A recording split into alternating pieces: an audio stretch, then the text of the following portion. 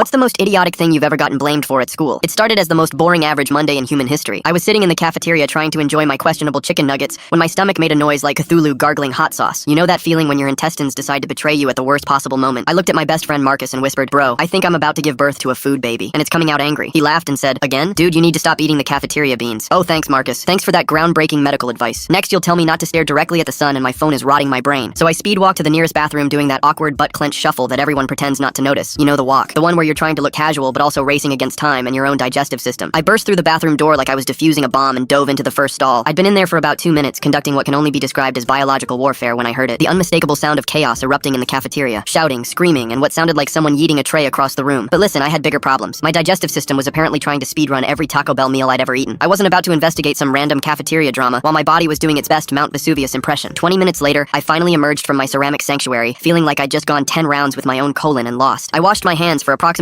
17 years because I'm not trying to be patient zero for the next plague, and stepped out into the hallway. The first thing I noticed was the mashed potatoes. They were everywhere, on the walls looking like edible graffiti, on the floor like someone had murdered the Pillsbury Doughboy, dripping from the ceiling like some kind of starchy horror movie. Green beans were scattered across the hallway like the world's saddest confetti. A lunch tray was literally embedded in a locker. Embedded. Like Thor had thrown his hammer but make it cafeteria chic. Then I saw the casualties. A line of students being marched toward the principal's office, looking like they'd lost a fight with a blender full of lunch. Leslie, my crush since forever, had gravy in her hair and murder in her eyes. Kids were covered head to toe in multiple lunch items looking like extras from a zombie movie where the zombies threw food instead of eating brains. Principal Morrison appeared out of nowhere. He took one look at me standing there completely clean and his eyes narrowed dangerously. "You," he said, pointing at me like I'd just insulted his mother. "My office, now." I froze, looked left, looked right, pointed at myself like I was auditioning for a mime troupe. "Me? Sir? I was literally pooping." He nodded slowly like I'd just confessed. "Exactly. How convenient. No witnesses." "Witnesses? For what? My intestinal distress? Did you want me to live stream it?" "Don't get smart with me, kid." We walked to his office in silence while I tried to wrap my head around the stupidity of this situation. He sat down behind his desk and leaned forward with all the dramatic flair of a TV detective. "Admit it. You planned this whole thing. Started the fight, then ran to the bathroom to establish an alibi." "Who plans around explosive diarrhea?" I asked, genuinely confused. "Don't be crude," he said. "We have witnesses who saw you leave right before the fight started." "Yeah, because I had to poop." "Stop saying poop," he snapped. "This is serious. The cafeteria is destroyed. Mrs. Henderson got hit in the face with a flying burger." I tried not to laugh at the mental image. "Sir, I have IBS. I can show you my doctor's note. I was genuinely having a bathroom emergency." He pulled out a folder and started reading. "Says here you were caught eating chips in English class last month. Clear pattern of food-related misbehavior." "That's not even the same thing." "And Jeremy Williams says he saw you looking suspicious at lunch." "I was suspicious because I was trying not to poop my pants." "Stop saying poop." Just then the janitor knocked and entered. "Found this in the boys' bathroom," he said, holding up my student ID. Kid was definitely in there. I had to wait 20 minutes to clean. Sounded like World War III in that stall. I'd never been so happy to have a janitor confirm my bowel movements. Principal Morrison looked disappointed. "Fine, you're free to go, but I'm watching you." I left his office to find the whole school talking about how I'd supposedly orchestrated the great food fight while simultaneously destroying the boys' bathroom. Someone had already made a meme of me. Leslie still wouldn't look at me. Next time I'm in the bathroom, I hope it's Tagoon to Sophie Rain.